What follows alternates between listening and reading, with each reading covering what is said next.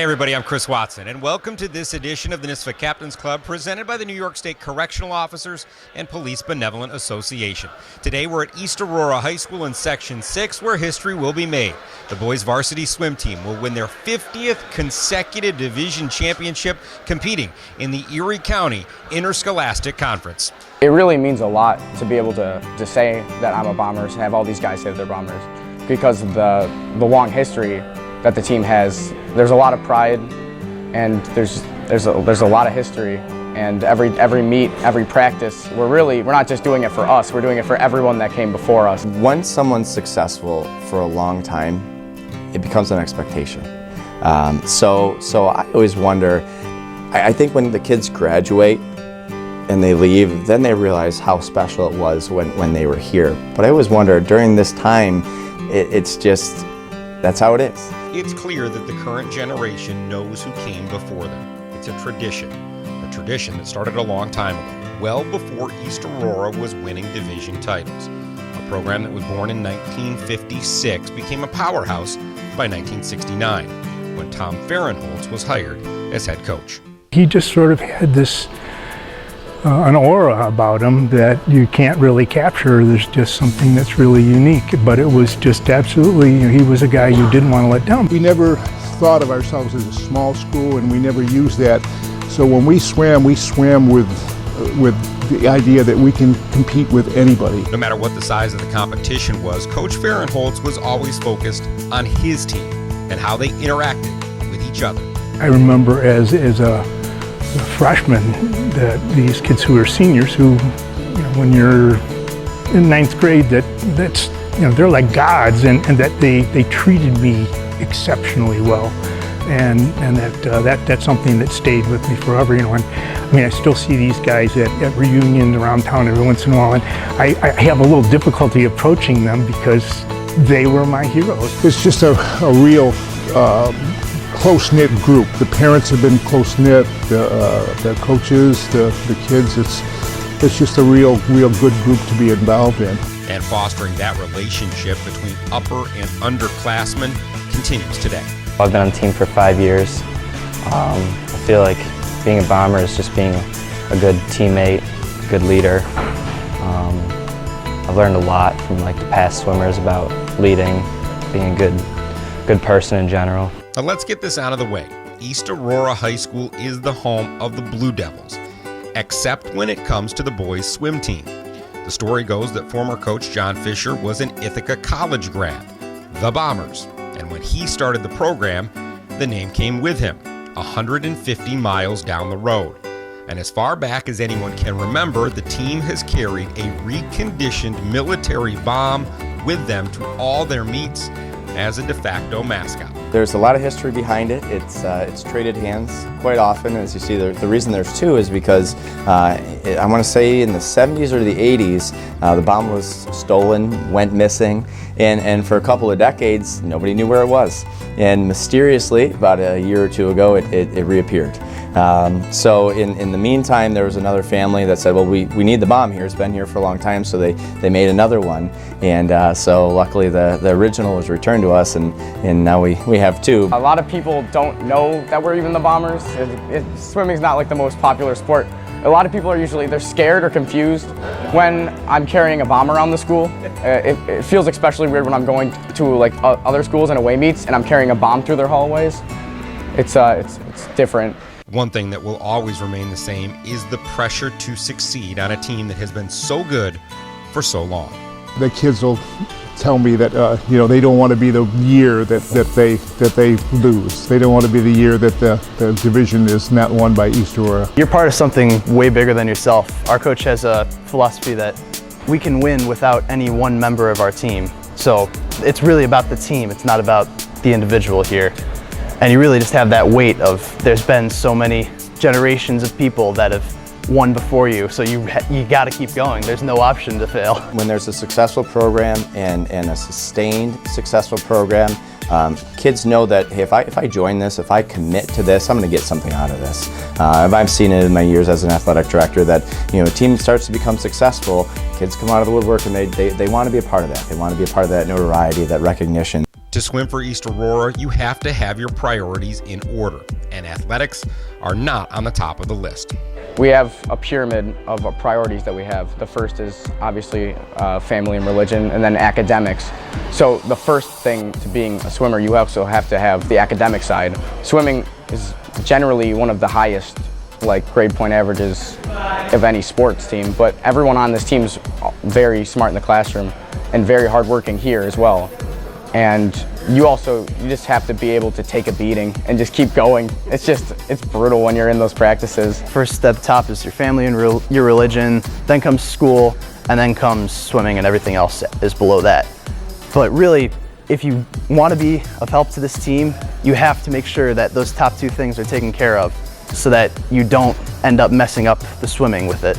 Like if you're failing 2 classes, you can't be on the team, so you're of no use to us. So you have to focus on those things first and then this. I put character as a premium. Absolutely. I let those guys know, if they are to be, acting professionally at all times. They are, and they know it too, they are a beacon for this team. I mean, I go around town and there are bombers who are 20, 30 years older than me that I meet, and they represent all those years before them. Now, what's the old saying, nothing worth having comes easy? Well, that is especially true for anybody who's a member of this team. You got to be able to suck it up. Because the end of the season is awesome. The end of the season, everyone feels great. Everyone's going best times. Everyone's hitting exactly what they want to do. But to get there, you have to go through what we call the suck.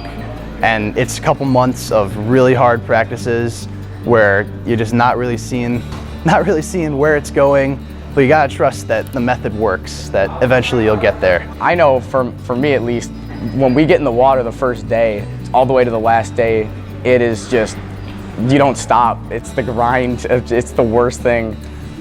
It's so difficult. It's definitely the hardest sport I've ever played. I've done soccer and basketball competitively. Their hours and their practices are pretty much nothing compared to it. Chris Moosehaven took over as the Bombers head coach in 2015 and was quickly informed of the winning streak he was inheriting. And his first meet as the head coach was a life-altering experience. I didn't know all the guys very well, so I wrote 3 different lineups. I had the AD tell me, don't worry about this team, it's going to be fine. And it ended up coming down to the last relay, and we had to place second, so I ended up splitting my 400 freestyle relay.